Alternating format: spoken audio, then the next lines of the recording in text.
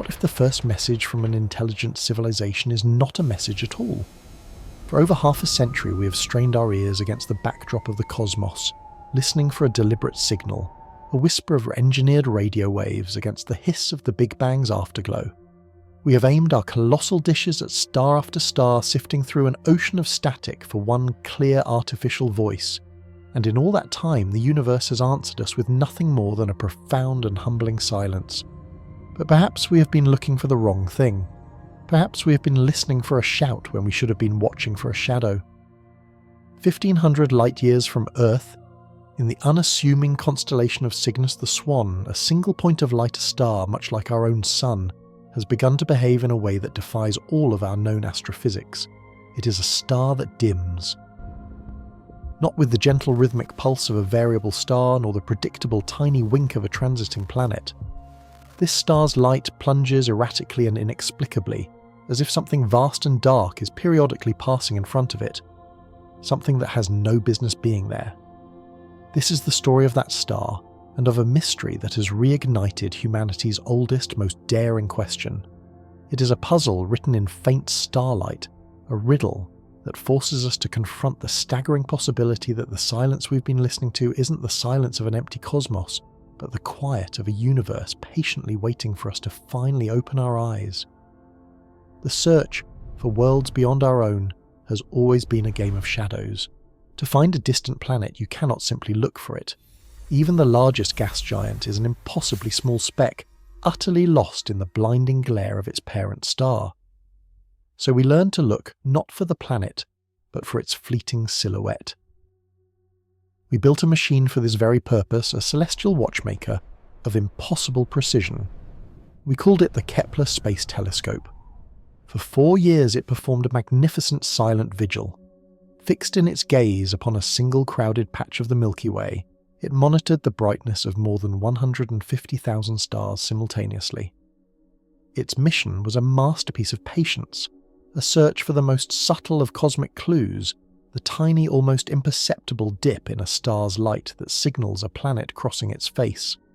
Kepler's photometers were so sensitive they could detect a change in brightness, equivalent to a single fly crawling across a car's headlight from a mile away. It was designed to find patterns, the metronomic regularity of orbits.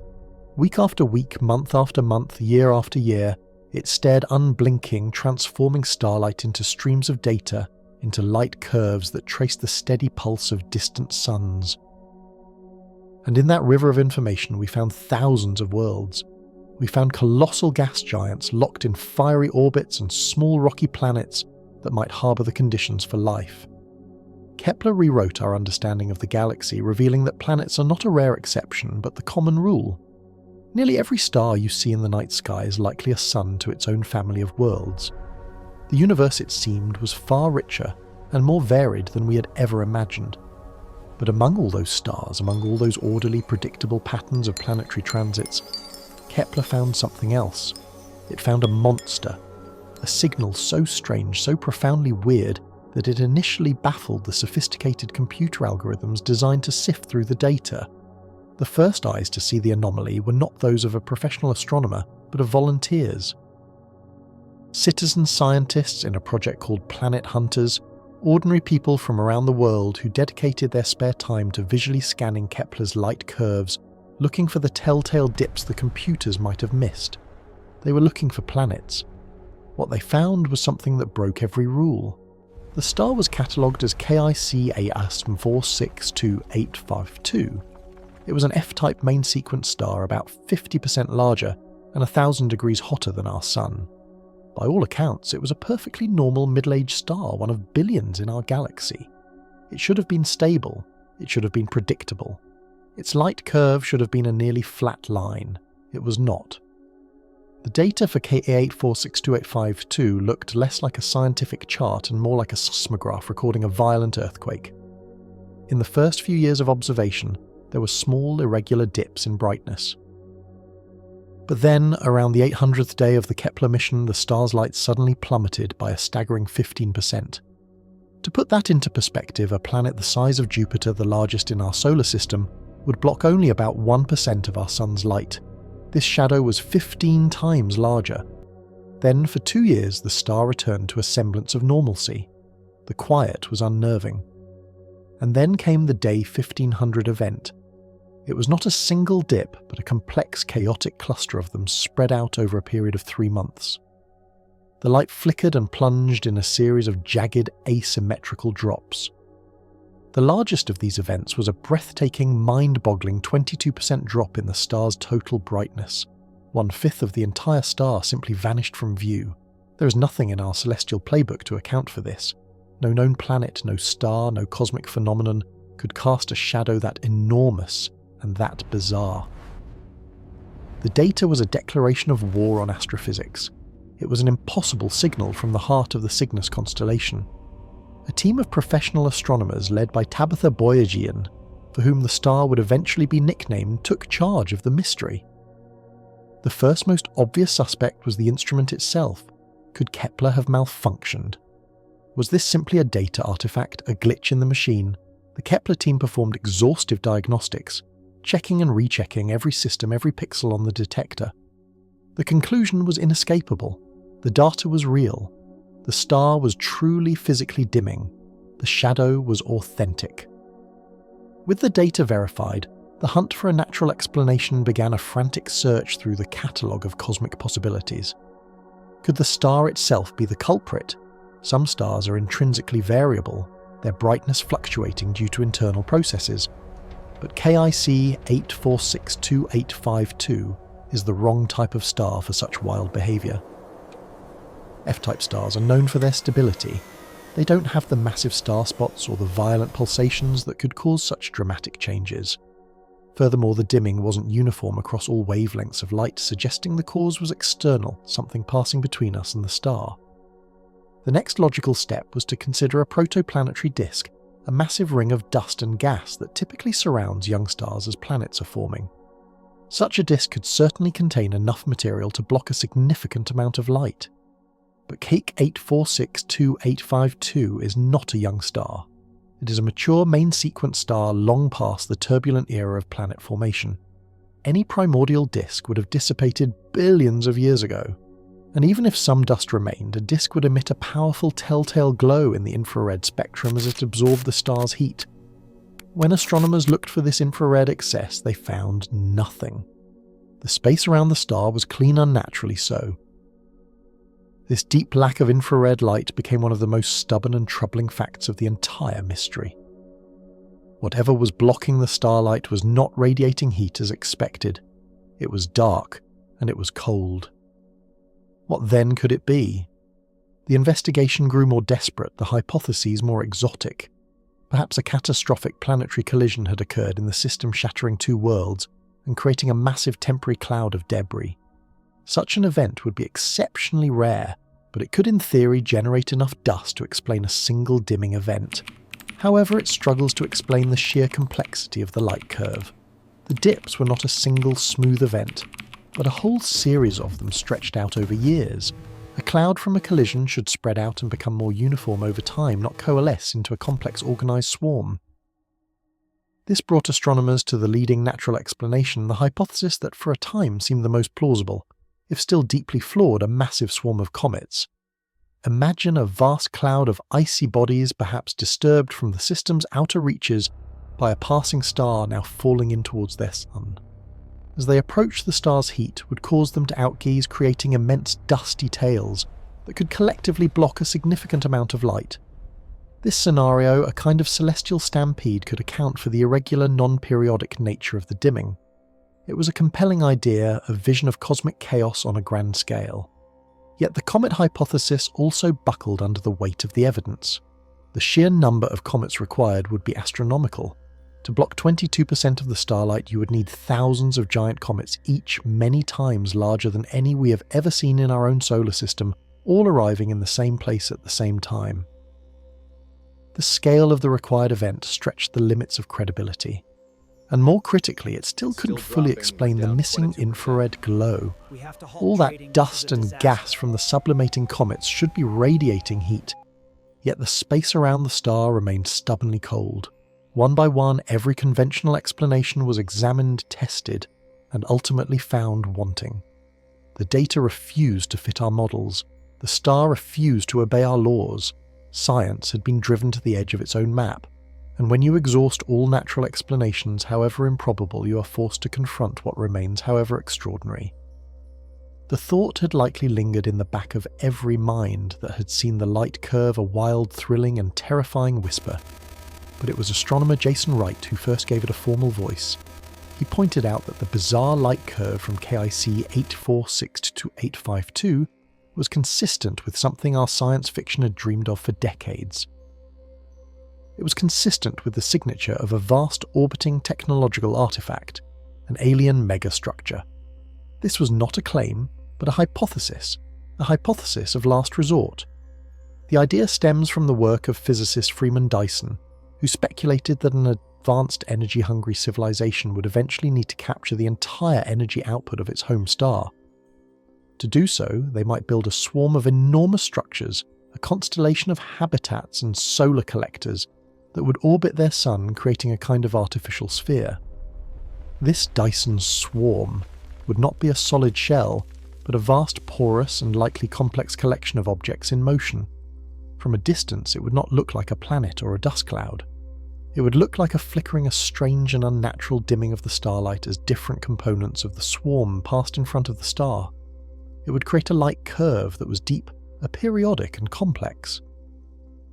It would look in fact exactly like the light curve of KIC 846 to 852.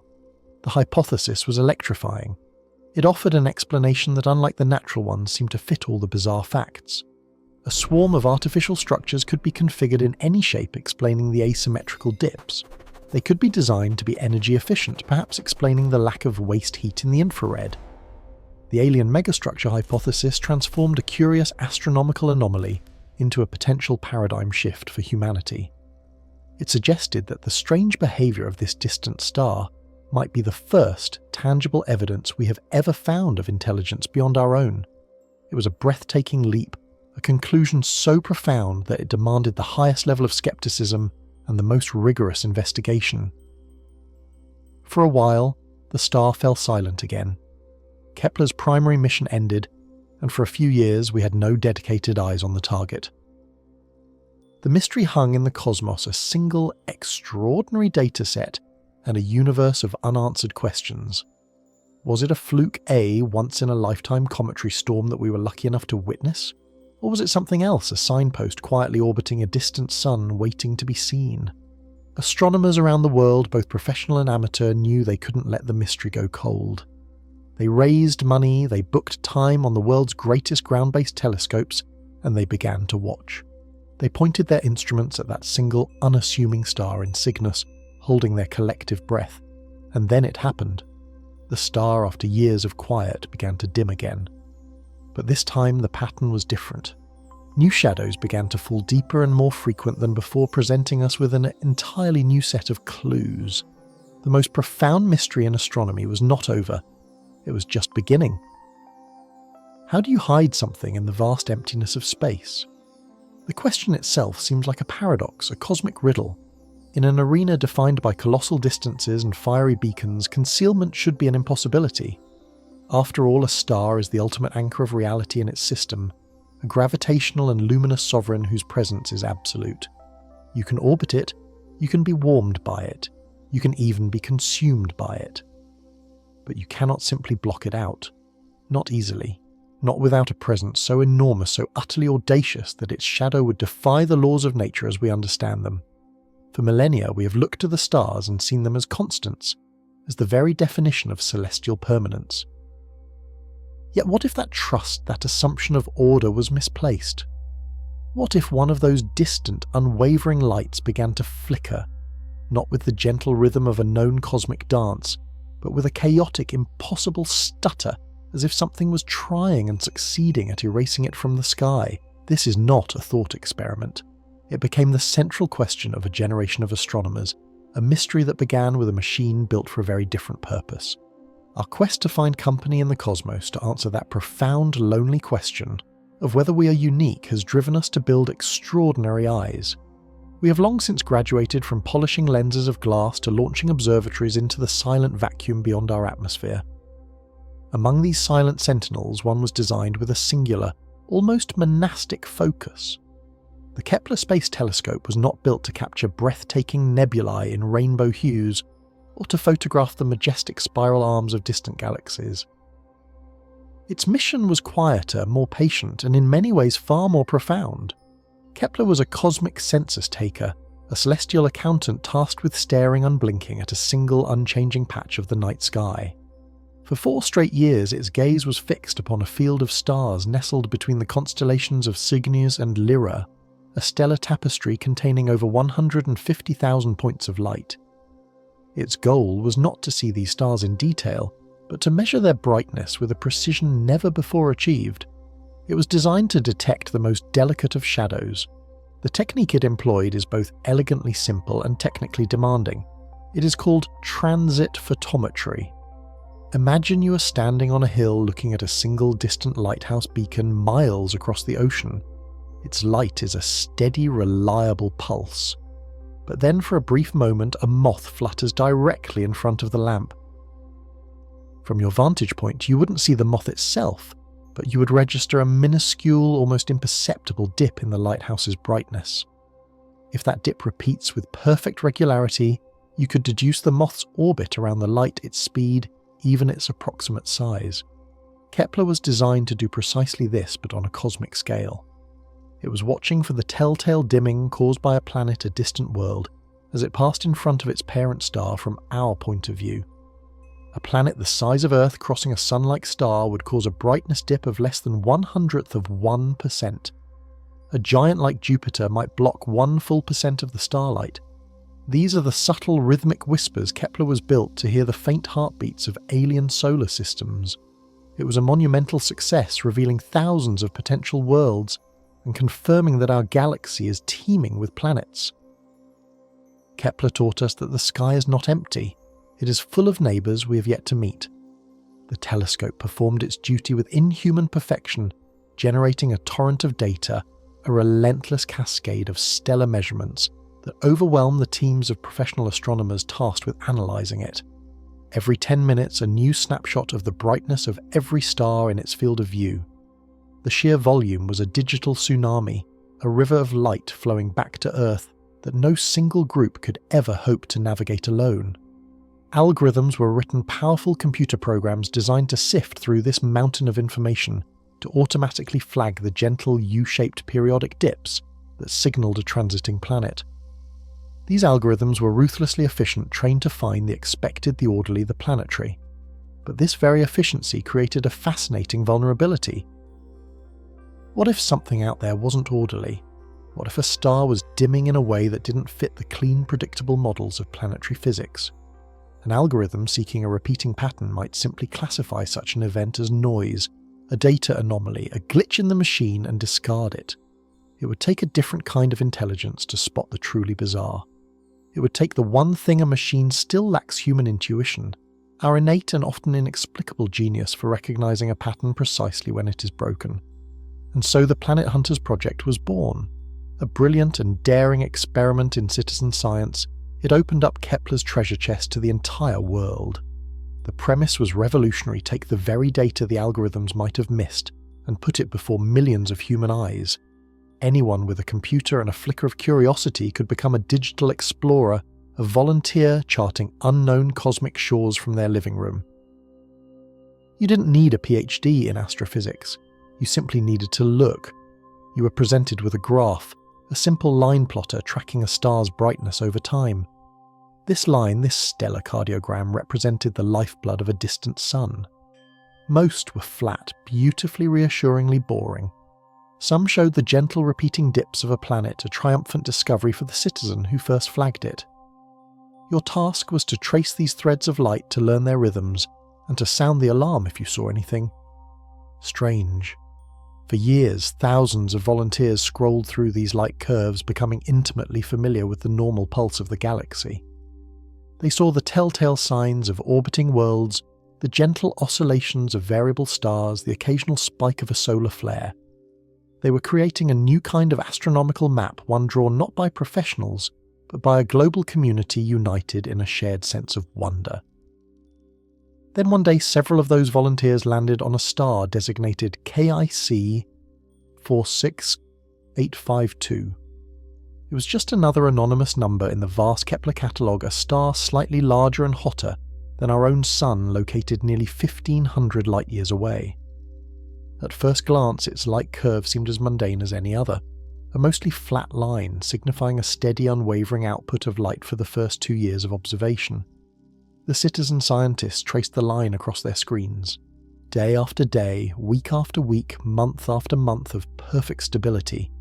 They saw nothing. But then as their cursor scrolled past the 800-day mark of the mission, the line suddenly catastrophically broke. It was not the gentle, symmetrical scoop of a transiting planet. It was a gash, a jagged asymmetrical plunge into darkness, a chasm carved out of the starlight that lasted for nearly a week. The star's light didn't just dip. It plummeted, dropping by a staggering 16%. It was a dimming so deep that whatever caused it had to be colossal. But even more baffling was the shape of the event. It had a steep, sharp ingress followed by a slow, bumpy and gradual recovery. It looked unnatural. It looked like nothing anyone had ever seen before. On the Planet Hunters online forums, a quiet murmur of confusion began to build. Volunteers began posting, sharing screenshots of this bizarre light curve. "Is this real?" one asked. "Has anyone seen this before?" another chimed in. "Maybe it's a glitch in the detector."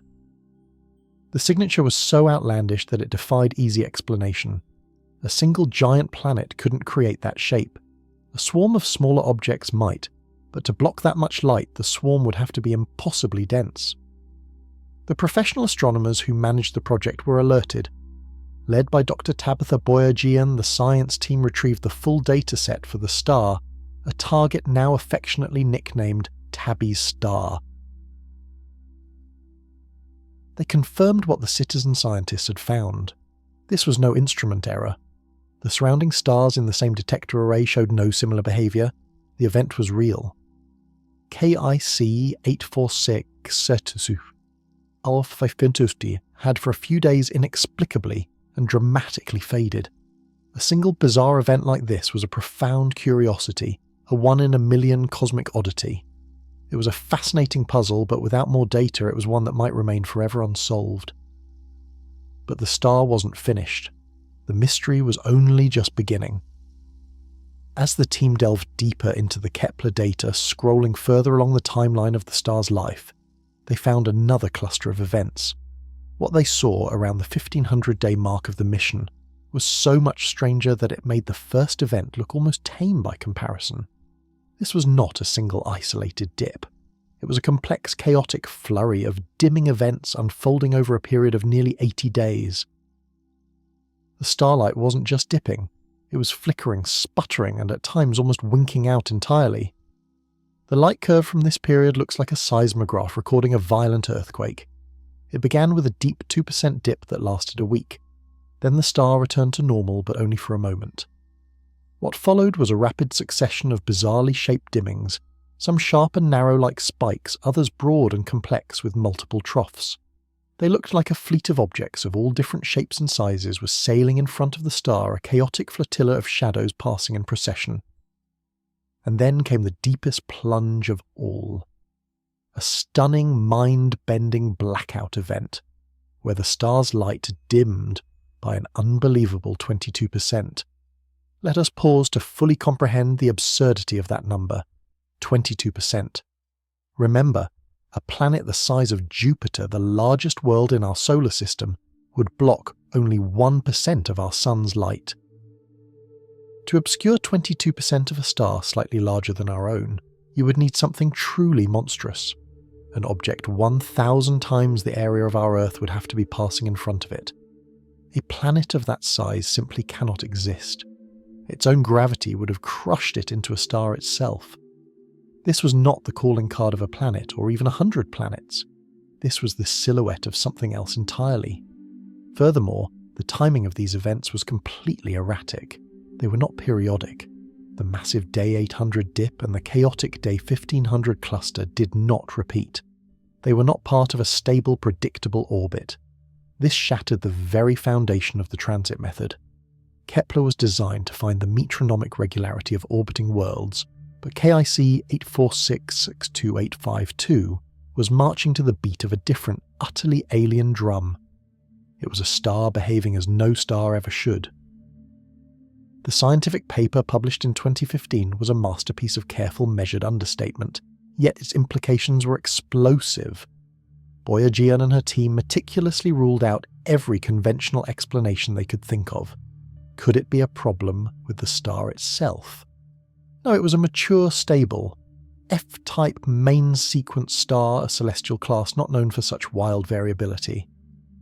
Could it be a cloud of dust and gas from a planetary collision? Perhaps, but the debris from such a cataclysmic event would be heated by the star glowing brightly in infrared light. When they looked with infrared telescopes, they found nothing. No excess heat, no telltale glow of a recent cosmic smash-up. Could it be a vast swarm of comets, a kind of interstellar stampede? This became the leading natural hypothesis, a theory of cometary Armageddon on an unprecedented scale. It imagined a family of giant comets perhaps disturbed from their distant orbits by a passing star falling in towards their sun and disintegrating, releasing vast clouds of gas and dust that could create these complex shadows.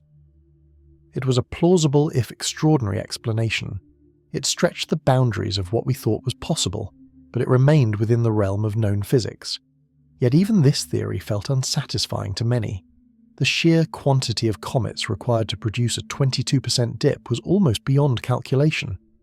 We would need hundreds of thousands of massive Halley-sized comets all arriving at the same time, perfectly aligned to block the starlight from our perspective. While not impossible, it strains credulity. It felt like trying to explain a cannonball hole by suggesting a million gnats just happened to fly by in a perfect sphere. The data was so strange, so resistant to a simple natural cause, that it forced open a door to a far more provocative, far more unsettling, and far more exciting possibility. The paper itself mentioned it only in passing, almost as an afterthought, but the idea was planted. What if the shadow wasn't cast by something natural at all? What if what Kepler had seen was not a planet, not a dust cloud, and not a swarm of comets? What if it was something built, something artificial? The moment that idea entered the public consciousness, KIC 852 was transformed. It was no longer just a scientific curiosity.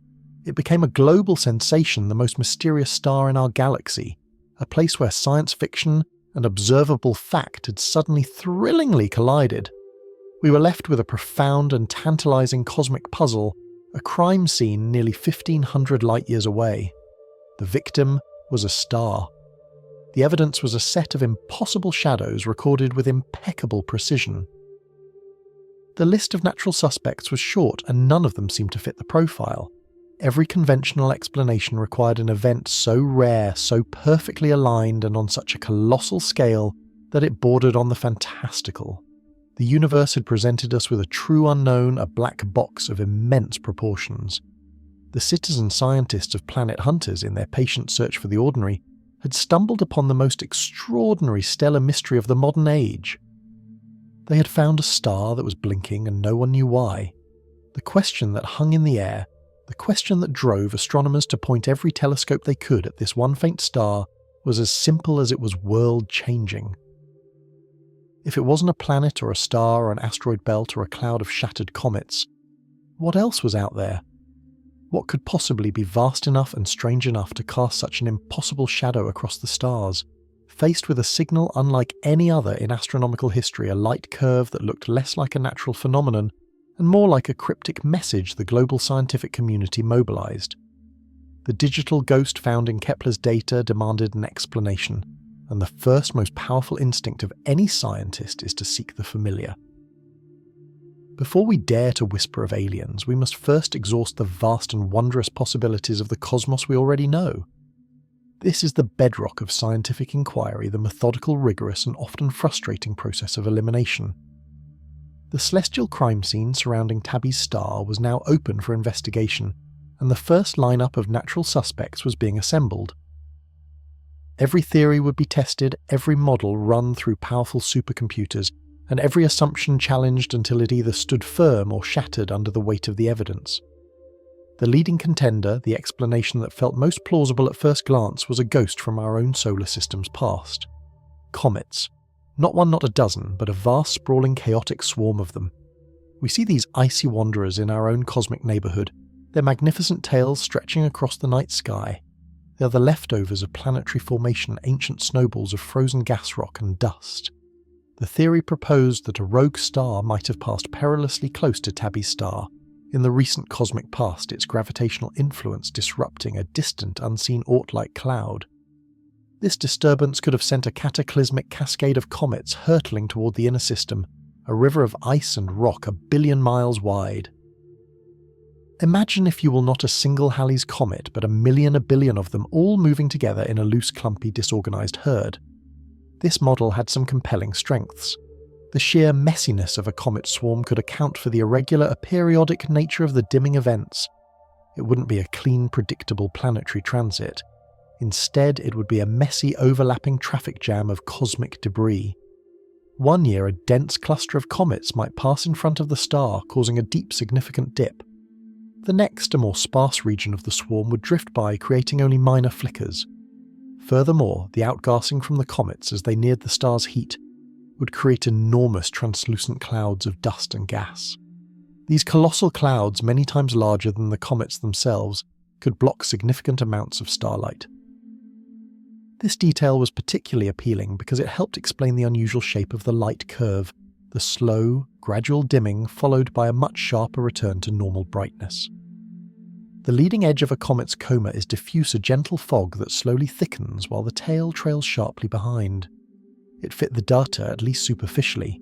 It was a natural, if spectacular, explanation. But here is where the story you think you know begins to unravel. To account for a staggering 22% drop in the star's brightness, the sheer number of comets required was almost beyond comprehension. Computer simulations, a key tool in the astrophysicists' arsenal, were tasked with building this celestial traffic jam. The results that came back were stunning. It wasn't a swarm, it would have to be a flotilla, an armada of comets so dense it defied all known models of planetary system architecture. You would need thousands of giant comets, each over 100 kilometers in diameter, all passing in front of the star at precisely the right time.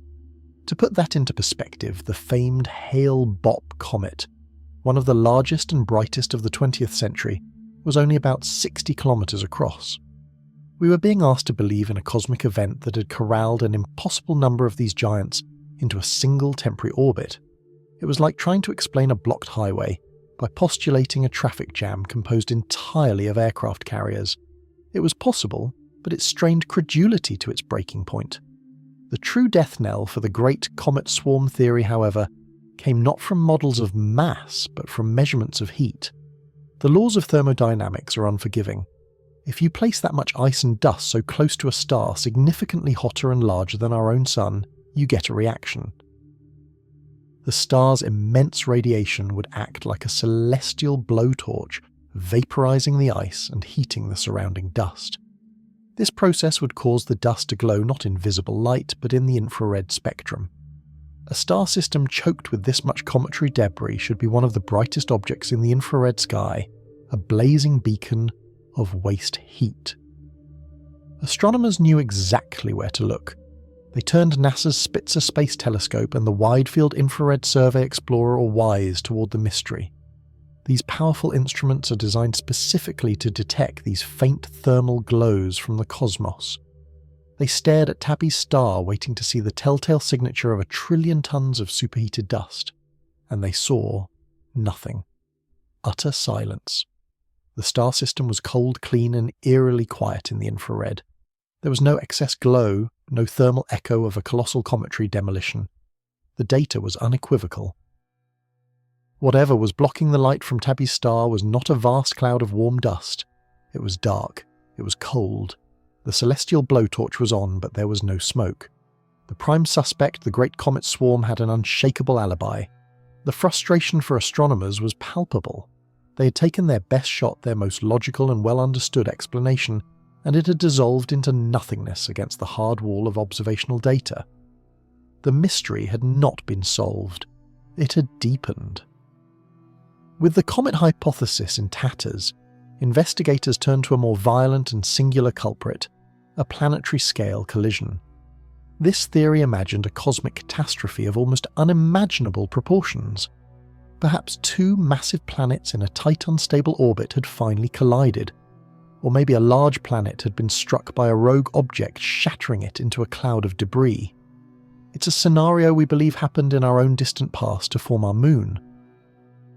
In the immediate aftermath of such a cataclysm, a massive uneven cloud of planetary shrapnel would be flung into orbit around the parent star.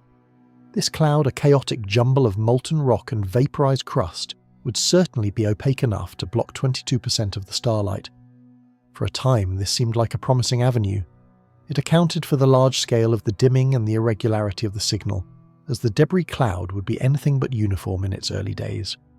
The computer animations of such an event are both terrifying and beautiful, a planetary ballet of destruction that gives birth to a temporary orbiting shroud. Yet this explanation too began to crumble under scrutiny, a victim of time and temperature. Firstly, a planetary collision is a one-time event. It's an explosion. Over time, the laws of orbital mechanics would take hold.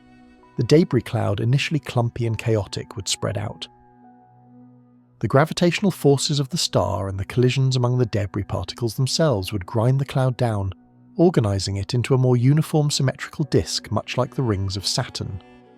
Instead of sharp, irregular dips in starlight, we would expect to see the dips become shallower, broader, and more predictable as the years went on. But the data from Tabby's star showed the opposite. The dimming events remained just as bizarre and unpredictable years after they were first discovered. The Great Dip of 2013 was followed by the Elsie and Celeste dimming clusters, in 2017, each with its own unique and deeply strange signature.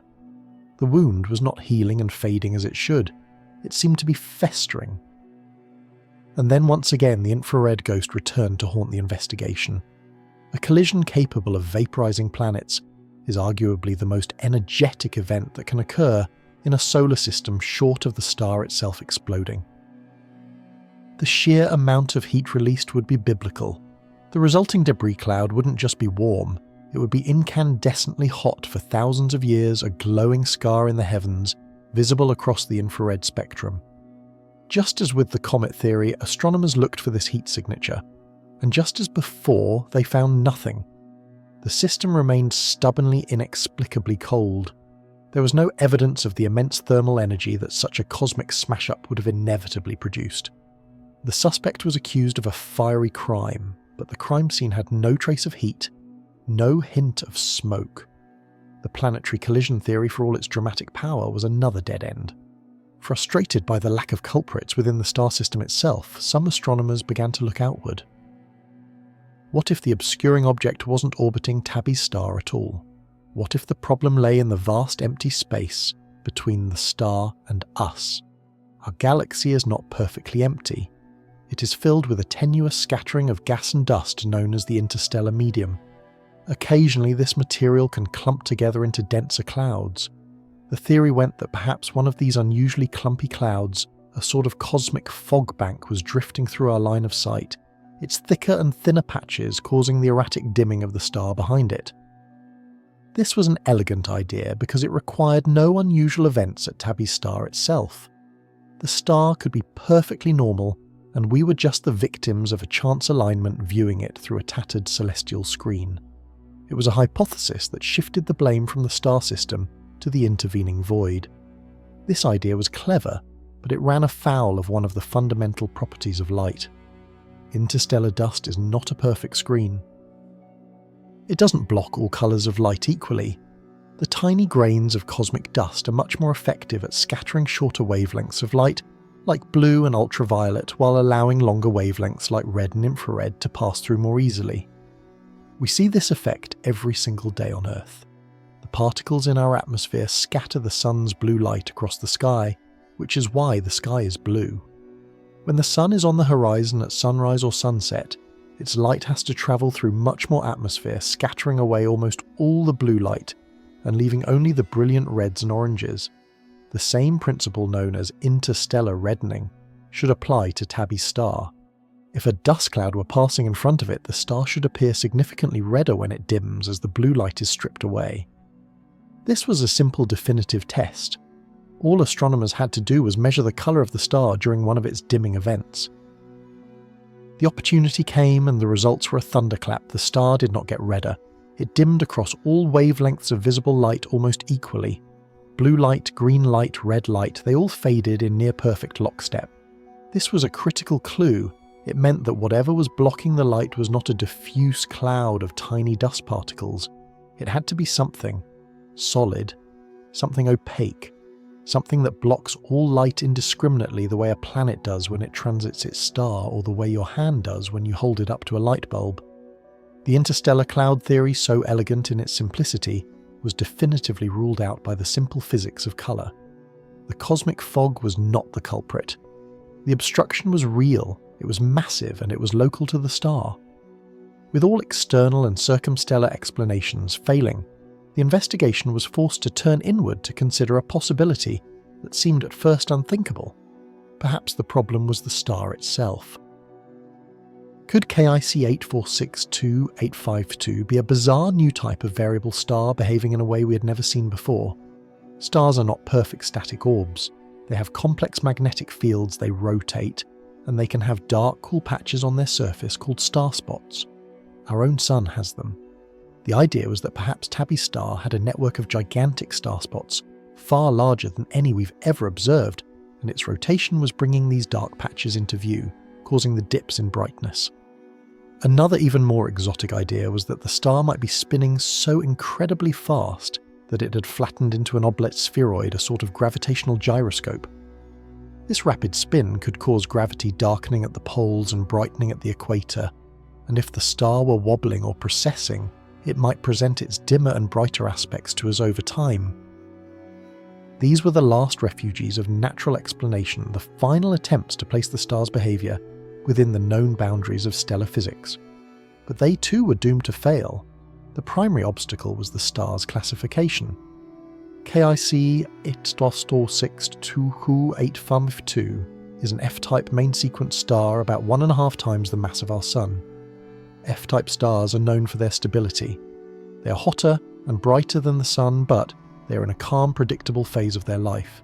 They are not the wildly pulsating, magnetically turbulent stars that are prone to extreme variability. Proposing that this particular, otherwise unremarkable star was behaving so erratically was like suggesting a tranquil lake was spontaneously generating tsunamis. The physics simply didn't add up. Furthermore, the sheer depth and sharpness of the light dips defied any known stellar mechanism. Even a star completely covered in star spots wouldn't produce a clean 22% drop in light. The thermodynamics of a star's surface just don't allow for such extreme localized cooling. The light curve didn't look like the gentle rolling hills of stellar variation. It looked like the jagged sheer cliffs of an object passing in front of a light source, and so the investigation reached a terrifying, thrilling impasse. One by one, the most logical, rational, and scientifically grounded explanations had been proposed, tested, and discarded. The evidence against them was not circumstantial, it was definitive. The Great Comet Swarm failed the infrared test. The planetary collision failed both the infrared test and the test of time. The interstellar dust cloud failed the colour test, and the intrinsic variability of the star itself failed the test of fundamental stellar physics. Every door leading to a conventional answer had been tried and found locked. We are left with a ghost in the machine, a shadow in the void. A shadow that is vast, complex, cold, and solid. The frustration in the astronomical community was matched only by a growing unspoken sense of awe and trepidation. They had chased the mystery down every familiar path, and each one had led to a dead end. They had successfully eliminated the probable. Now they were facing the chilling, exhilarating task of confronting the impossible. With every conventional explanation having crumbled into dust, the team found itself at a profound and unsettling impasse. They were adrift in a sea of inexplicable data, their maps of the known cosmos offering no safe harbour. The light from KIC 8462-852 was not just a signal. It had become an intellectual torment, a persistent rhythmic whisper of a message written in a language no one on Earth could read. Each hypothesis they had so carefully constructed, a swarm of comets, a planetary collision, the star's own intrinsic variability, had been tested against the unforgiving reality of the data, and had been found wanting. The dips in starlight were too deep, too asymmetrical, too deliberate. A cloud of comets, even one of biblical proportions, would have betrayed its presence with a telltale glow of infrared heat as it absorbed and re-radiated the star's energy. Yet the space around the star was cold, unnervingly clean. The debris from a shattered planet would have followed predictable orbital mechanics, its signature eventually smoothing out into a more regular pattern. This signal, however, remained stubbornly chaotic, a jagged and unpredictable fingerprint of something that refused to conform to the gentle gravitational curves of nature. For the astronomers who had dedicated their lives to deciphering the universe's orderly grammar, this was a scientific nightmare. They had reached the edge of their understanding, staring into an abyss of the unknown. It was a moment of deep professional crisis, where the tools of their trade seemed to fail them. The data was not wrong. Their interpretation, their fundamental assumptions about what could exist around a star had to be. This was not the signature of cosmic happenstance. It felt like the shadow of a machine. It felt engineered. It was into this silent, frustrated vacuum that a new voice entered the conversation, one that would irrevocably alter the course of this discovery and ignite a global firestorm of debate.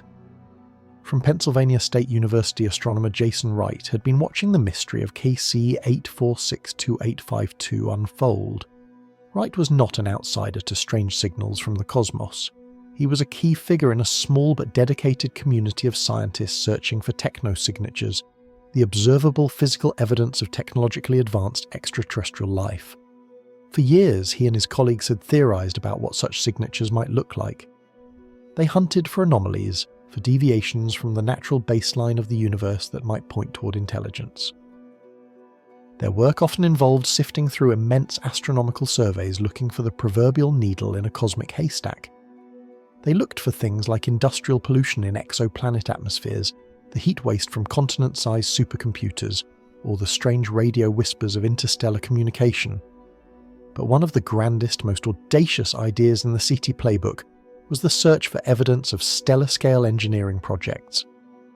When Wright saw the preprint paper by Boyajian and her team, a document filled with careful, cautious language detailing the failure of every natural model, a different kind of possibility began to crystallize in his mind. He recognized the pattern of frustration, the exhaustive process of elimination that left only the bizarre and the unpalatable. But where others saw a confounding puzzle, Wright saw a potential solution so staggering in its implications that it was almost unthinkable. He saw not a natural phenomenon, but a manufactured one.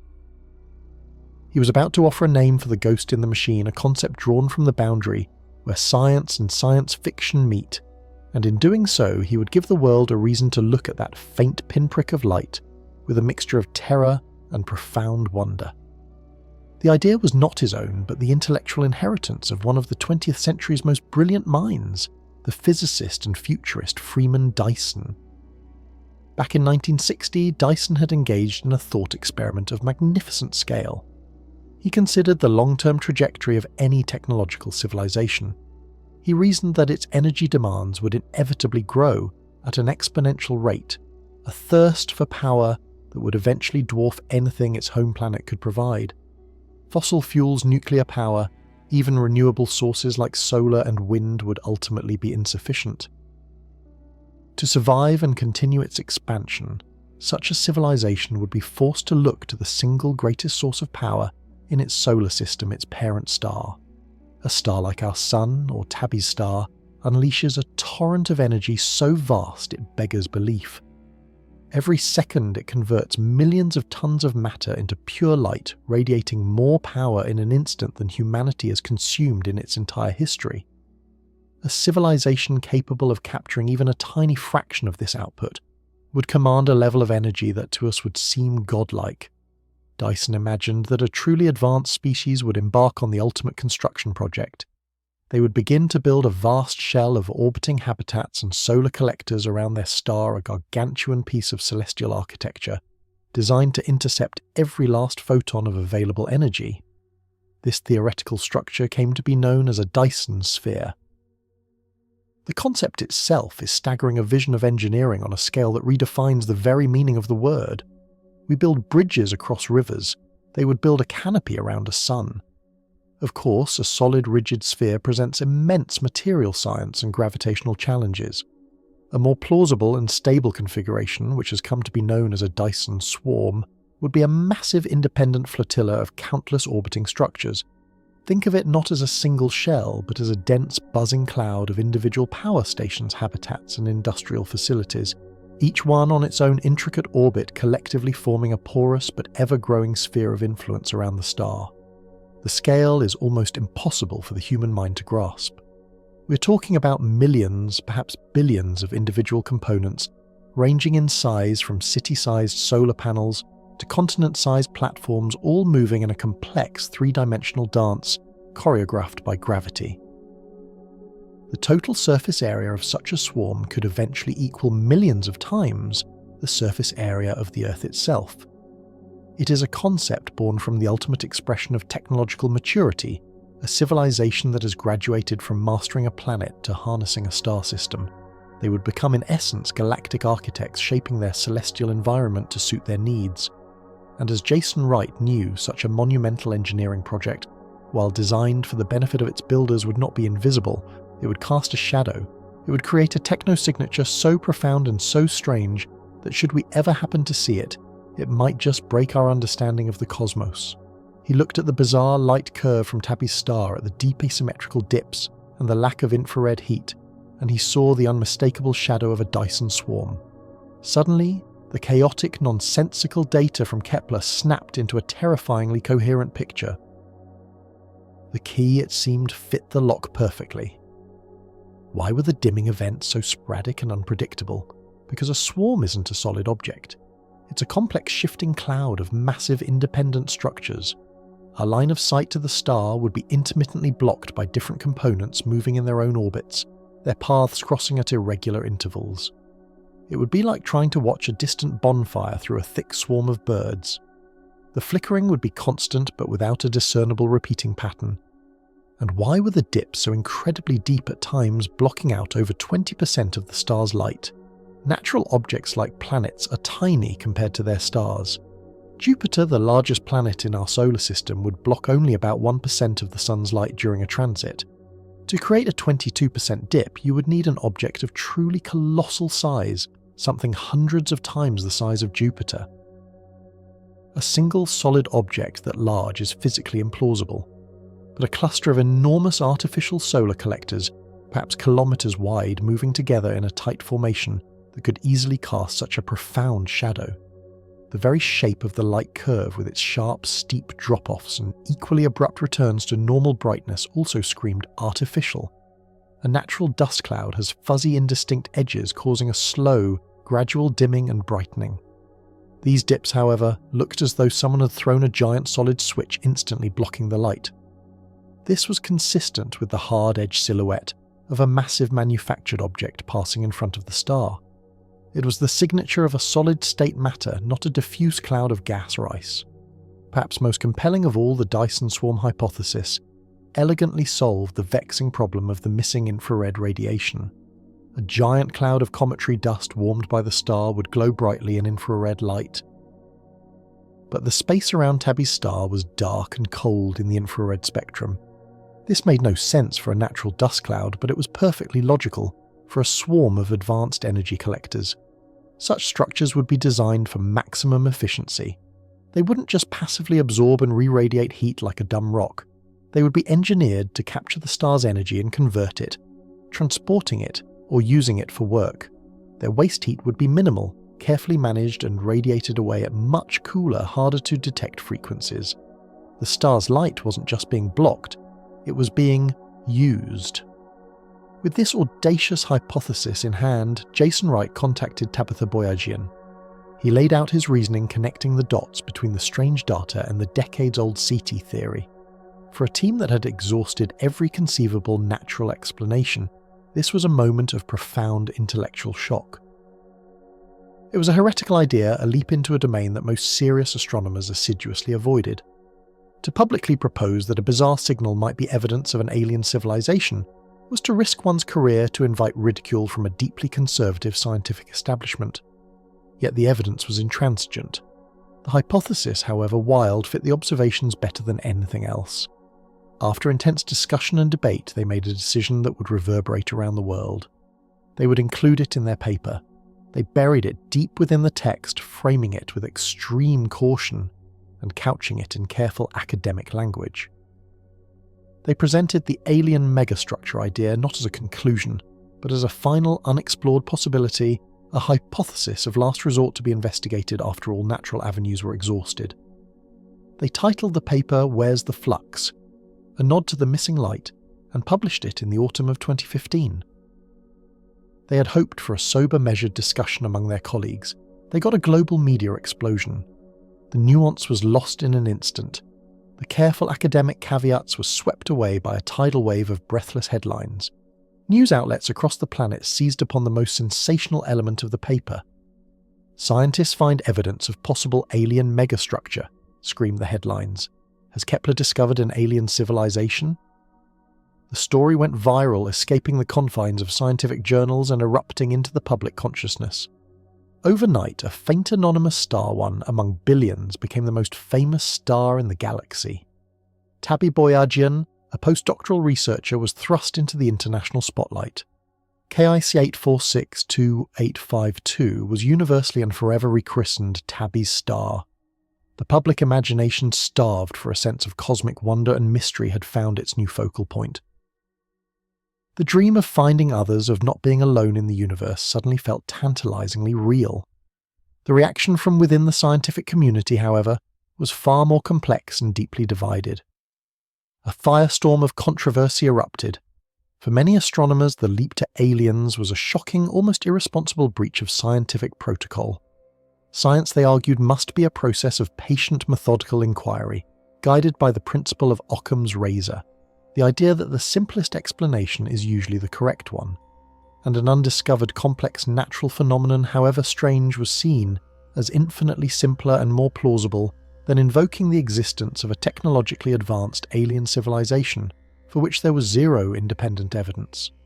The criticism was swift and sharp. Some accused the team of sensationalism, of engaging in science by press conference. They argued that proposing such an extraordinary claim without extraordinary evidence was dangerous, that it risked undermining the credibility of the entire field of astronomy. The debate raged in university corridors, on academic forums, and across scientific blogs.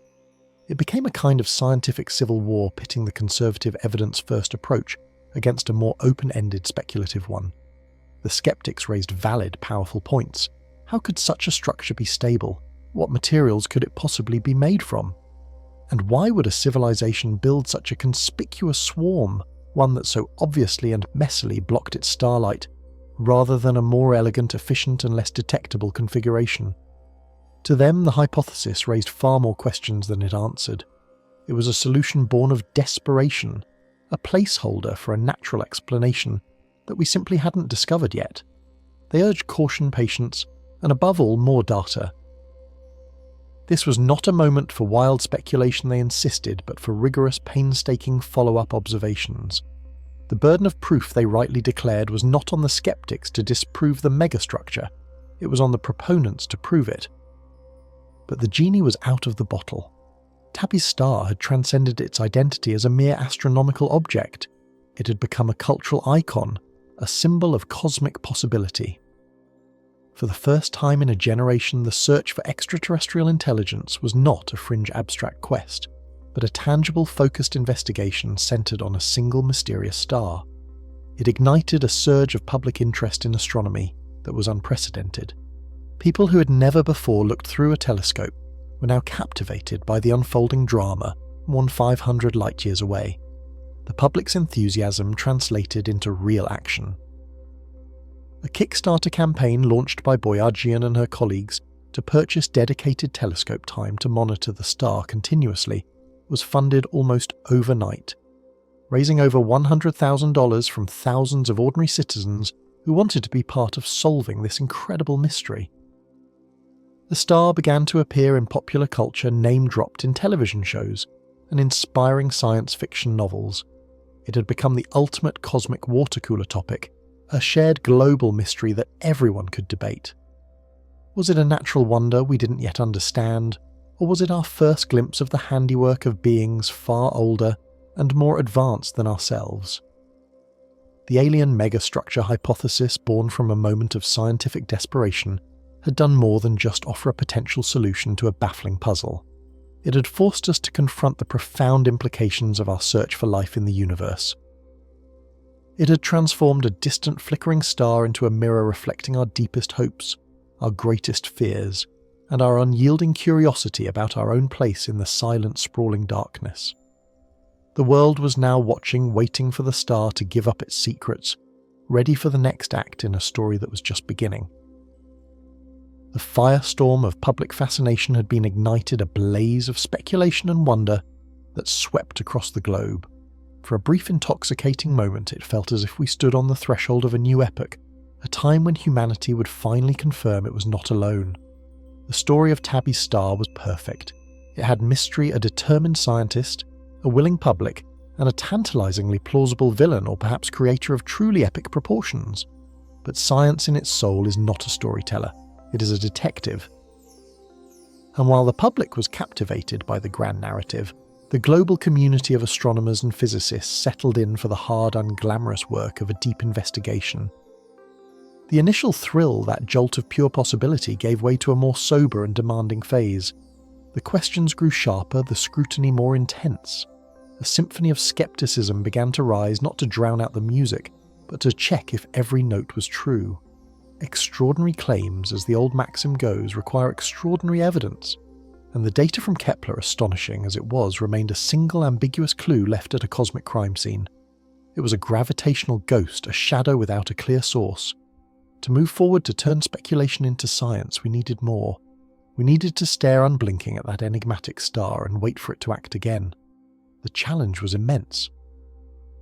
The Kepler spacecraft, its primary mission complete, and its stabilizing systems failing, could no longer provide the continuous gaze the mystery demanded. The world's most powerful telescopes were already booked years in advance, their schedules a ruthless competition for slivers of observation time. This cosmic enigma, arguably one of the most compelling in modern astronomy, was in danger of going dark, its secrets slipping away unseen. It was in this moment of scientific urgency that something unprecedented happened. The public, the very people who had been captivated by the story, refused to let it end. Tabitha Boyajian and her team launched a Kickstarter campaign, a direct appeal to the world to fund the telescope time necessary to keep our eyes on KIC 8462852. It was a gamble, a bet that the public's curiosity was more than just a passing headline. The response was a testament to our species' innate desire to explore. Over 1,700 people from across the planet became patrons of this distant star, collectively funding what would become a dedicated global observation network. For the first time in history, a star's mysteries were being probed not by a government agency or a university endowment, but by a global neighbourhood, watch a community of Earthlings who simply had to know. With this new war chest, the team purchased precious hours on a network of ground-based observatories, creating a continuous chain of vigilance. From the Canary Islands to Arizona, telescopes were synchronized their operators, ready to spring into action the moment the star began to flicker. It was a global tripwire, a silent vigil kept for a star 1470 light-years away. The hunt was back on.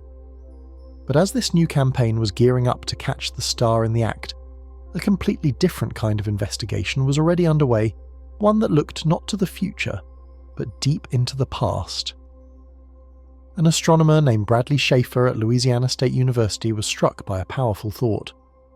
If something truly massive was orbiting this star, something that had been in the process of construction for centuries, perhaps its shadow had been cast long before the Kepler telescope was even conceived. Our modern digital sky surveys are a recent invention, but for over 100 years astronomers had been capturing the sky on a more primitive medium photographic plates. These squares of glass coated in light-sensitive emulsion are our astronomical ancestors, a library of the night sky written in silver halides. Schaefer knew that the Harvard College Observatory held one of the world's largest collections of these plates, an archive of more than 500,000 snapshots of the heavens, dating back to the late 19th century. He embarked on an astronomical pilgrimage, a journey into the dusty archives of our own history. This wasn't sleek modern science conducted in a sterile control room. This was painstaking analog detective work. Imagine sifting through a century of family photographs, not to see the faces, but to measure the precise brightness of a single distant porch light in the background of every picture. Schaefer had to find every plate that contained the small patch of sky where Tabby's star resided. He then had to analyse them by eye, using a process that was both an art and a science, to gauge the star's brightness relative to its stable neighbours. It was a colossal, tedious task, fraught with potential errors from inconsistencies in the photographic emulsions to the simple fading of time. For months he meticulously examined these celestial ghosts, logging data points from an era before the discovery of Pluto, before we even knew other galaxies existed. And what he found sent a new shockwave through the investigation. It was a discovery that didn't fit the alien megastructure narrative at all. In fact, it actively worked against it. His data, stretching from 1890 to 1989, suggested something utterly bizarre. KIC 8462852 hadn't just been dipping erratically for a few years, it had been slowly, steadily and inexorably fading over the entire century. The dimming was subtle, a gradual decline of about 20% over 100 years. This wasn't the sharp, dramatic plunge of a solid object passing in front. This was a slow, persistent decay, as if the star itself was being gently smothered. A civilization building a colossal swarm of solar collectors would in theory create a very different light curve. We would expect to see the star's brightness remain stable for long periods, punctuated by the construction and deployment of new panels, causing more and more frequent but still distinct dimming events. This century-long linear fade was something else entirely. It was a different kind of beast. The implications were profound. It forced a complete re-evaluation of the problem. Whatever was causing the deep short-term dips that Kepler saw now had to be reconciled with this newly discovered century-long decline. Were they two separate phenomena happening at the same star by sheer coincidence? Or were they two symptoms of a single underlying cause? Schaefer's finding was immediately controversial. Other researchers rushed to check his work, analysing the same historical data and even different data sets like Kepler's own full mission records. Some early reanalyses disputed the finding, blaming it on calibration errors or changes in telescope equipment over the decades. The debate was fierce, a perfect example of the scientific method's built-in error-checking system. But then another team, using a much more rigorous analysis of the raw Kepler data itself, found something that supported Schaefer's conclusion, albeit on a shorter timescale. They discovered that during the 4 years Kepler stared at it, the star had faded by about 3% a rate, far faster than typical for a star of its type, and one that seemed to accelerate in the last 6 months of observation. The evidence was mounting. The star was not just acting strangely now and then, its entire state of being seemed to be in flux. This long-term dimming provided fertile ground for more natural explanations to take root. It was hard to imagine an alien engineering project that would result in such a slow, consistent fade. But perhaps a vast dispersed cloud of dust and debris caught in a complex orbit could be slowly drifting between us and the star. Or maybe the star itself was undergoing some strange, unknown internal change. The alien hypothesis, while not dead, was suddenly on the defensive. It now had to explain two radically different types of behaviour simultaneously. And then, as the worldwide network of telescopes kept its vigil, the star finally obliged. In May of 2017, the dimming began again. The global tripwire worked. An alert went out and observatories across the planet swiveled their mirrors towards the action. For the first time, we were able to watch a dimming event live, not with one instrument, but with a whole battery of them, each designed to dissect the starlight in a different way. This was the moment of truth, and it would provide the single most important clue to date, a piece of evidence that would strike a powerful blow against the megastructure theory. That clue was colour. Think about what happens when you block a source of light. If you use a solid, opaque object like your hand in front of a flashlight, the light is simply blocked. All colours of light red, green, blue are obscured equally. The light just gets dimmer. This is what we would expect from a vast, solid artificial megastructure. Its panels would be opaque, acting like a cosmic hand, creating a grey dimming, where all wavelengths of light drop by the same proportion. But what if the thing blocking the light isn't solid? What if it's something more diffuse, like a cloud of fine dust? We see this principle in action every single day here on Earth. When the sun is high in the sky, its light travels through a relatively thin layer of atmosphere, and it appears white or yellow. But at sunset, the sunlight has to travel through much more of the atmosphere to reach your eyes. Along that long journey, the tiny particles in the air dust, water vapor pollutants are much better at scattering away the shorter, bluer wavelengths of light. The longer, redder wavelengths pass through more easily. The result: the blue light is scattered out of our line of sight, and the sun and the surrounding sky take on a glorious red and orange hue. The light has been reddened by the intervening dust. This is the crucial test. If Tabby's star was being occulted by an artificial structure, the starlight should just get fainter. But if it was passing through a cloud of dust, the starlight should not only get fainter, it should also get redder. As the 2017 dimming event, nicknamed Elsie, unfolded, the global network of telescopes didn't just measure the brightness, they measured the colour. They used spectrometers and filters to break the starlight down into its constituent wavelengths. And the data that came back was unambiguous. As the star dimmed, its light became significantly redder. When the star returned to its normal brightness, the reddening effect disappeared. It happened again during subsequent dips. The evidence was overwhelming.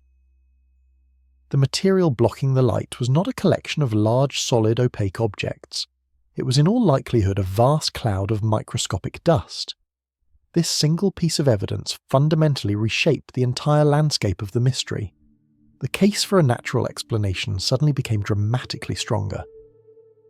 The alien megastructure, an idea born from a lack of conventional explanations, now faced a formidable, evidence-based challenger. It wasn't a death blow. Proponents could still argue for complex unconventional models, perhaps structures that were not entirely opaque, or were surrounded by clouds of construction debris. But such arguments added layers of complexity to an idea whose primary virtue had been its elegant, albeit shocking, simplicity. Science operates on a principle of parsimony often called Occam's razor. The simplest explanation that fits all the available evidence is usually the correct one. And now an explanation involving dust fit the colour data far more simply than one involving alien engineers. The self-correcting mechanism at the heart of the scientific enterprise was on full display. A wild, speculative hypothesis had inspired a more intensive search for data, and that new data in turn had reined in the speculation, pointing the investigation in a new, more promising direction. This is not a failure of imagination. It is science at its most powerful. It is the process by which we peel back our own biases and assumptions, letting the universe in its own language of photons and wavelengths tell us the truth. The spotlight of suspicion was shifting away from intelligent design and towards the chaotic, awe-inspiring and often bizarre forces of nature. Hypotheses involving swarms of giant comets releasing vast hails of dust as they are vaporized by the star's heat gained new traction. Theories about the shattered remains of a destroyed planet or a field of asteroids grinding each other into powder were revisited with fresh eyes. Even the idea of some strange phenomenon in the interstellar medium, a chance alignment with a clumpy cloud of dust drifting between us and the star, was considered. Each of these natural explanations comes with its own set of immense challenges. The sheer quantity of dust required to produce the observed dimming is staggering, far beyond anything we have ever witnessed around another star. The Kepler dips required an area of dust that, if gathered together, would be thousands of times the surface area of the Earth. And the century-long dimming implies a truly colossal reservoir of material and almost unbelievable amount of cosmic grit, all conveniently located in our line of sight. So the retreat from the alien hypothesis was not a retreat from mystery. It was instead a transition to a different kind of puzzle. The question was no longer simply, is it aliens? Now the challenge was, if it's dust, where did so much of it come from, and what colossal event could have created this unprecedented celestial veil? The star was still a freak. It remained a profound anomaly, a deep and abiding puzzle that pushed the known limits of stellar astrophysics. The easy answer, the one that sparked the world's imagination, was now fading into the background, making way for a more complex and perhaps even more awe-inspiring truth. We were no longer just looking for a technological artifact. We were now hunting for a natural catastrophe of almost unimaginable scale, a ghost of celestial violence whose dusty remnants were still, after a century or more, bleeding light from a distant sun. The investigation had matured, its focus sharpened by the unforgiving light of new evidence, preparing us for the next even deeper dive into the unknown. For years, the silence from KIC 8462852 was almost as unnerving as its performance. The astronomical community, a global network of minds connected by a shared obsession, had thrown the full weight of its instrumental arsenal at this one unassuming star. From the arid peaks of Chile to the orbital platforms circling our planet, every great eye we have built was at some point turned towards this cosmic enigma. The question was no longer simply what was happening, but whether we possessed the ingenuity to ever truly understand it. Out of the chaotic static of countless competing ideas, a fragile consensus began to form a story, woven not from speculation, but from the hard-won photons gathered across the electromagnetic spectrum. This new narrative was not one of alien engineering, but of a gravitational tragedy on a scale that beggars belief. The leading hypothesis began to crystallize around a vision of cosmic disintegration, a grand chaotic ballet of gravitational disruption. Imagine not a single solid object, but a vast, sprawling cloud of comets. Not the handful of icy wanderers we see in our own solar system, but a swarm of biblical proportions numbering in the thousands, perhaps millions. This immense flotilla of primordial ice and rock, it was proposed, was not in a stable placid orbit far from its star's heat. Instead, it was thought to be on a dangerously eccentric elliptical path, a daredevil trajectory that would periodically swing it perilously close to the star's fiery surface. Each close pass would be an act of sublime destruction. The star's immense gravity would act like a celestial grappling hook, snagging the swarm and tearing it apart with brutal tidal forces. The star's radiation, a relentless solar wind, would become a celestial blowtorch, sublimating the ancient ices and blasting away immense plumes of dust and gas. This wasn't a neat uniform cloud. It was a messy, lumpy and utterly chaotic debris field. Some pieces would be the size of mountains, capable of blocking a significant fraction of the star's light. Others would be vast translucent veils of fine-grained dust, thin enough to only slightly dim the star, creating the subtle, long-term fading. This model, the cometary swarm hypothesis, was beautiful in its destructive elegance. It accounted for the sheer weirdness of the light curve that Kepler had first witnessed. The dips weren't symmetrical like a planetary transit, because this wasn't a solid sphere. It was a clumpy, misshapen cloud, a celestial ghost with no defined form. The transit of a dense cometary nucleus could create a sharp, deep dip. The passage of its vast trailing tail of dust and gas would create a slower, more gradual dimming and recovery.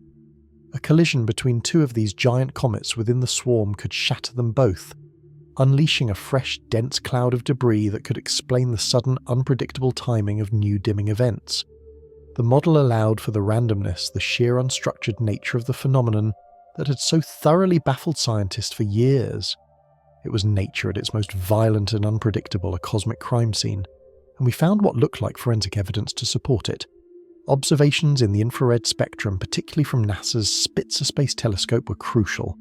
If a colossal alien megastructure were absorbing and re-radiating the star's energy, we would expect a significant steady excess of infrared radiation, a heat signature. But Spitzer found something far more subtle. There was indeed an infrared excess, but it was weak, and crucially it seemed to vary. It wasn't the signature of a vast warm solid object. Instead, it was consistent with clouds of fine dust particles, or dust, orbiting the star and being warmed by its light. These weren't the tiny hot grains you'd find in a young star's protoplanetary disk. Spectroscopy, the art of breaking light down into its constituent colours to read its chemical fingerprint, suggested this was circumstellar dust, meaning it was orbiting the star itself, but it was relatively cool and likely far from the star's immediate vicinity most of the time. This was the linchpin. The dust was not part of some ancient stable disk. It felt fresh, transient, as if recently generated. This perfectly matched the scenario of a cometary family being torn to shreds. The dust wouldn't last forever. The star's radiation pressure would eventually blow the smallest particles away into interstellar space.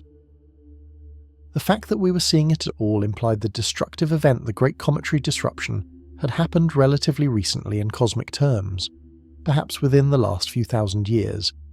We were by sheer chance witnessing the immediate chaotic aftermath of a gravitational cataclysm. The long-term dimming, that century-long fade observed in old photographic plates, could be explained by the slow, steady accumulation of this fine-grained debris in the system, a gradual thickening of the cosmic dust haze. The great dips, like the 22% plunge that first caught our attention, were the showstoppers, the transit of the largest fragments from the initial breakup.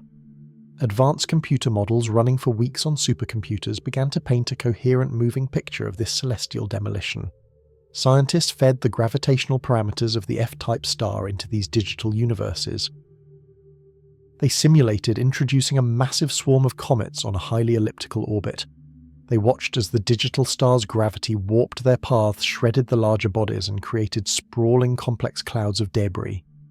By tweaking the parameters, the size of the swarm, the eccentricity of the orbit, the timing of the breakup, they found they could for the first time reproduce light curves that looked uncannily like the real thing. They could create deep asymmetrical dips. They could generate long periods of quiescence followed by frantic activity. They could even simulate the kind of fine, pervasive dust that might explain the slow, inexorable fading. For a moment it seemed the case was closed. The solution was not extraterrestrial intelligence, but a breathtaking display of natural gravitational violence. It was a satisfying, if less sensational, conclusion. It was a testament to the scientific method, a puzzle that had yielded its secrets to persistent collaboration and the relentless gathering of data. The universe, it seemed, was simply more creative in its methods of destruction than we had previously imagined. Tabby's star was not a beacon from another intelligence, but a gravestone marking the demise of a wandering family of comets. A feeling of resolution settled over the astronomical community. We had stared into a profound anomaly, a true unknown, and we had wrestled it back into the realm of understandable physics. The mystery was solved. And then, it happened again. The story doesn't restart at Tabby's star. It begins somewhere new. Across the galaxy in a patch of sky in the constellation of Delphinus, a new generation of automated sky surveys was tirelessly mapping the heavens. These were the successors to Kepler, designed to watch not just one small patch of the cosmos, but to scan vast swathes of the Milky Way, hunting for the telltale dimming of transiting exoplanets. One such survey, a project known as the Killer Degree Extremely Little Telescope, or KELT, flagged a star designated TIC 4001-7224. Like Tabby's star, it was an F-type main-sequence star, a little more massive and hotter than our Sun. On the surface, it was utterly unremarkable, one of billions. The automated software flagged it for variability, which in itself is not unusual. But the citizen scientists of the Planet Hunters project, the very same network that had first spotted the weirdness of Tabby's star, were now sifting through this new flood of data. And one of them saw something that made their blood run cold. It wasn't just variable, it was familiar. The light curve for TIC 4007-9224 was a discordant symphony of chaos. It showed deep erratic dips in brightness, some lasting for hours, others for days. The dips were sharp asymmetrical and profoundly aperiodic. There was no rhythm, no rhyme, no discernible pattern to the madness. One dip would plunge the star's light by 15%, another by a staggering 25%. Then for weeks or months, nothing. The star would sit placidly shining with the steady light of any normal, well-behaved star, and then without warning another dip deeper and stranger than the last. The eerie parallels to KIC 8466-2 were impossible to ignore. It was the same profile of bizarre unstructured dimming that had launched 1,000 theories. The discovery sent a shockwave through the exoplanet community. Finding one such star was a statistical freak, a cosmic oddity. Finding two, that changes everything. A freak occurrence can be dismissed as a 1 in a billion chance, a unique alignment of circumstances unlikely to be repeated. But a second example transforms an anomaly into a class of objects. It means that whatever is happening at Tabby's star is not a singular event. It is a phenomenon, a process that can happen to other stars in other parts of the galaxy. The neat, tidy explanation we had so painstakingly constructed for Tabby's star was now facing its own existential test. Could the giant Cumtree swarm model explain this second anomaly as well? On the surface, perhaps. A star system suffering a similar gravitational catastrophe. It's not impossible. Our galaxy is a violent dynamic place. But as the data on this new, second anomaly began to pour in, disquieting details emerged that started to unravel our hard-won certainty. The first problem was the timing. At Tabby's star, we had observed these dramatic dips for years with Kepler, and then follow-up observations showed them continuing, if less frequently. At TIC 407999224, the data from the Transiting Exoplanet Survey Satellite, or TESS, revealed something even more bewildering. For one 27-day observation window, the star underwent a series of rapid, deep, chaotic dimming events. Then, in the next TESS observation window, it was perfectly stable, and the next, and the next. The chaos seemed to be confined to an astonishingly short period of activity. This wasn't like a slow grinding cometary breakup over centuries. This looked more like a single massive object or cloud of debris that passed in front of the star and then was gone. But what kind of object could be so enormous as to block 25% of a star's light, yet be so broken up and irregular as to produce such a jagged light curve? Furthermore, there was the infrared problem. Just as with Tabby's star, astronomers scrambled for infrared observations of this new puzzle. If a massive cometary breakup had just occurred, releasing a vast cloud of sun-warmed dust, we should see that distinctive infrared glow. But when the telescopes looked, they found nothing. No significant infrared excess. No telltale heat signature of a recent cosmic collision. No evidence of the vast dusty debris field our leading model absolutely required. The dust, the forensic evidence that had helped us close the case on Tabby's star, was simply not there. It was a celestial crime scene with no fingerprints. The very foundation of our natural explanation was built on the presence of this dust. Without it, the entire structure of the cometary swarm hypothesis collapses. We are now faced with a profound and unsettling possibility. The great cometary swarm, our elegant and satisfying solution, might not be the universal answer we thought it was. It might just be a plausible story we told ourselves to explain one bizarre star, but a story that fails completely when confronted with a second similar mystery. Or perhaps we're seeing two different phenomena that by sheer coincidence produce eerily similar light curves. But what are the odds of that? The universe rarely offers up such confounding doppelgangers without a shared underlying cause. We have been forced back to the drawing board, back to that uncomfortable, exhilarating place of profound ignorance. The discovery of this second star did not just present a new puzzle, it fundamentally undermined the solution to the old one. It suggests that there is a mechanism for causing giant irregular dimming events around mature stars that does not involve catastrophic cometary breakups and does not produce large amounts of dust. And what could that possibly be? We are left with the same unsettling silence we started with, only now it is twice as loud. We have two stars separated by thousands of light years, both behaving in ways that defy our neatest, most creative natural explanations. They are beacons of the unknown, reminding us that for all our incredible progress, for all the power of our telescopes, and the sophistication of our models, the cosmos still holds secrets that are far beyond our current comprehension. The question that we thought we had finally put to rest has returned with a vengeance. Is it natural? Is it a new type of stellar phenomenon we have never before conceived? Or are we once again being forced to confront the most audacious and terrifying possibility of all? The patterns are back. The dimming has returned, and we are no closer to knowing who or what is turning down the lights. And so we find ourselves adrift in a familiar yet profoundly altered cosmos. The mystery that began as a single insistent flicker in the gaze of a distant telescope has now multiplied its echo resounding across the interstellar void. We are no longer staring at one impossible star.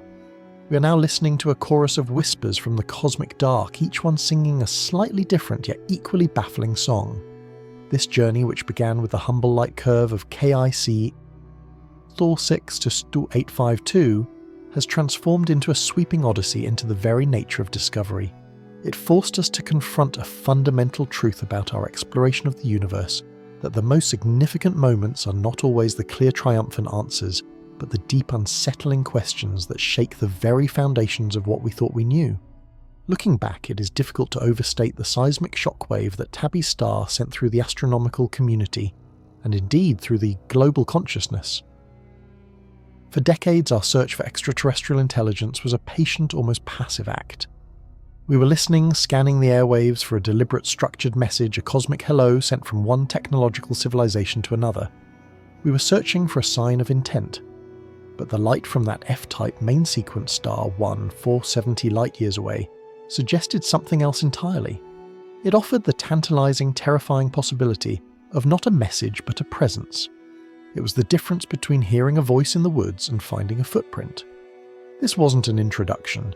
It was potential evidence, an artifact, a shadow cast across an immense distance, hinting at something vast and incomprehensibly complex. The data was not a whisper. It was a sudden, deafening silence where a constant hum should be. What followed was a spectacle of modern science at its most dynamic and democratic. The Kepler data, so vast and rich, was a universe in itself far too expansive for any single team of astronomers to fully chart, and so the Planet Hunters project threw open the gates, inviting anyone with a computer, an internet connection, and a spark of curiosity to become a pioneer on this new digital frontier. It was a grand gamble on the power of the human eye and the human mind for pattern recognition, a bet that a collective of passionate amateurs could see what algorithms might miss, and how magnificently that gamble paid off. A global network of citizen scientist volunteers from every walk of life became the frontline explorers. They were the ones who first flagged the star's utterly bizarre behaviour, refusing to dismiss it as mere noise or instrumental error. They saw the unprecedented dip, some plunging the star's light by over 20%, and they had the courage to say, "This is different. This matters. This moment marked a paradigm shift." It was a powerful testament to the idea that the cosmos does not belong to an elite few in ivory towers or remote mountain observatories. It belongs to everyone who looks up in wonder. The story of Tabby's star is inextricably woven with the story of this collaboration, a seamless fusion of professional rigour and public passion. Professional astronomers armed with the world's most powerful telescopes, mobilised with breathtaking speed, their expertise providing the crucial framework for understanding the unfolding drama. They conducted the spectroscopic analyses, the infrared observations, the painstaking photometric follow-ups. Yet the initial spark, the driving energy, came from this distributed global consciousness, a beautiful and potent reminder that curiosity is a universal human trait. This single enigmatic star did more to engage the public with the process of scientific inquiry than 1,000 textbooks. It turned abstract data points into a thrilling cosmic detective story, and we were all invited to help solve it. The immediate aftermath of the discovery was a maelstrom of intellectual fervour. Science, contrary to its sterile reputation, is a deeply human and often messy endeavour, and here it was laid bare for all to see. The search for a natural explanation began not as a calm, orderly procession, but as a frantic creative explosion of ideas. Every conceivable natural phenomenon was thrown at the problem, each theory a potential key hoping to unlock the confounding puzzle. Was it a colossal swarm of comets? A vast, disintegrating family falling into the star kicked loose from their distant orbits? This was an early and elegant contender, a hypothesis that could, in principle, explain the sporadic, non-periodic nature of the dips. It envisioned a celestial traffic jam of epic proportions, a cloud of dust and ice so thick it could blot out a sun. Yet as more data accumulated, the comet hypothesis began to strain under the weight of the evidence. The sheer amount of material required seemed almost impossible to assemble. An armada of thousands of giant comets all arriving at the right time stretched the bounds of orbital dynamics and celestial mechanics. There was also the conspicuous absence of the expected infrared glow, the telltale heat signature that such a vast cloud of sun-warmed dust should radiate. The universe was refusing to provide the corroborating evidence this theory desperately needed. so the scientific community dug deeper, pushing the boundaries of known astrophysics. Could it be something intrinsic to the star itself? Perhaps. It was undergoing some unknown form of stellar activity, a strange magnetic cycle, or a turbulent convection process generating star spots of unimaginable scale. But Tabby's star is an F-type star older and more stable than our own Sun. It isn't the kind of star known for such dramatic erratic tantrums. The physics of stellar interiors, a field built on a century of observation and theory, argued against such a solution. To make the star itself the culprit would require rewriting fundamental aspects of how we believe stars function, a step no scientist takes lightly. Other ideas were floated, each more exotic than the last. A planetary collision shattering two worlds into a gargantuan debris field. Possible, but the timeline felt wrong. Such an event would produce a specific signature of cooling dust that didn't quite match the long-term secular dimming we were also observing. Interstellar dust clouds passing between us and the star like cosmic fog banks, unlikely as this dust would redden the starlight in a specific way that simply wasn't there. The light was being blocked, not scattered. It was being obstructed by something large, solid, and opaque. And through this symphony of skepticism, this rigorous process of elimination, one hypothesis, however improbable, stubbornly remained on the table. It lingered in the margins of scientific papers and in the excited buzz of conference hallways. The Alien Megastructure. The idea was and remains the ultimate outlier, a proposition so extraordinary that it requires a burden of proof bordering on the absolute. Proposed as a Dyson swarm, a vast constellation of orbiting solar collectors built by an advanced civilization to harvest its star's energy. It had one undeniable virtue. It could theoretically account for all the bizarre data. The irregular sharp-edged dips of varying depths could be the shadows of massive artificial objects. The lack of an infrared excess could be explained if the civilization was efficiently using or redirecting the waste heat.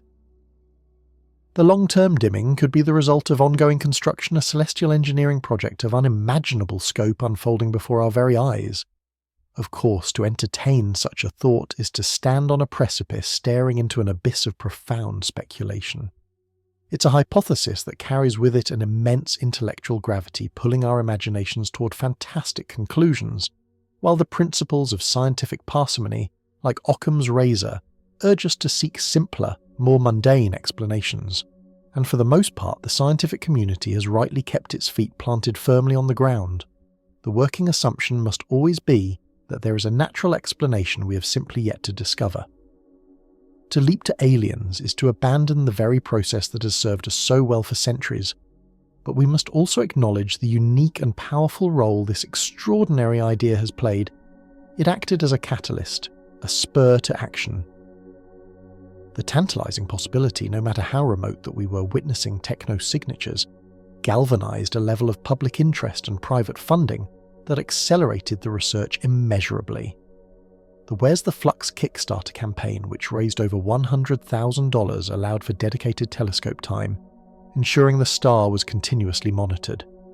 It was the public's fascination with the grandest of all possibilities that funded the crucial methodical work of ruling out the more prosaic ones. The megastructure hypothesis in this sense was not an endpoint but a propellant. It forced the scientific process into overdrive, demanding more data, more rigorous analysis, and more creative thinking. It was the ghost in the machine that ensured the machine never stopped running. For a time it seemed Tabby's star would remain a singular oddity, a one-of-a-kind cosmic freak perhaps destined to be forever unexplained. But the universe, it seems, is rarely so simple. As astronomers, now primed to look for such strange behaviour, sifted back through old data and initiated new surveys, they began to find others. These new objects, these dippers, are not perfect clones. They are a scattered family of oddballs, each with its own peculiar personality. Some dim more frequently, some less. Some exhibit dips that are V-shaped, others are sharp and flat-bottomed. This discovery was a critical turning point. With just one object you have an anecdote. With a dozen you begin to have a statistic. You have the beginnings of a new class of astrophysical phenomena. The emergence of these other variable stars simultaneously pushes the alien hypothesis further into the background and deepens the overarching mystery. it seems far less likely that dozens of independent alien civilizations are all coincidentally building massive structures in a way that we can detect. Instead, it strongly suggests that there is a natural physical process at play, one that is more common than we ever dared to imagine. But what is it?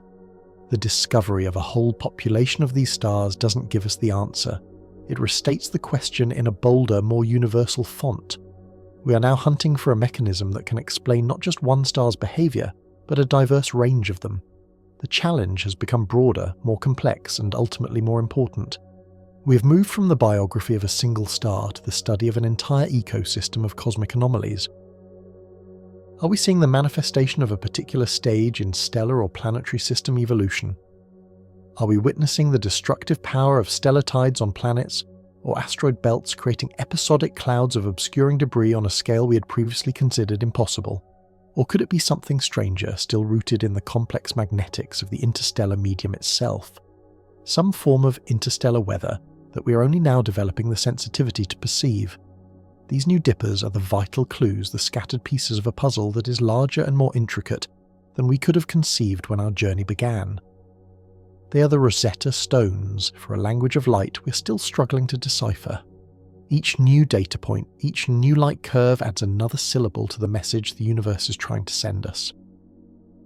And so we are left here under the light of these strange and flickering suns with a profound sense of humility and a renewed spirit of wonder.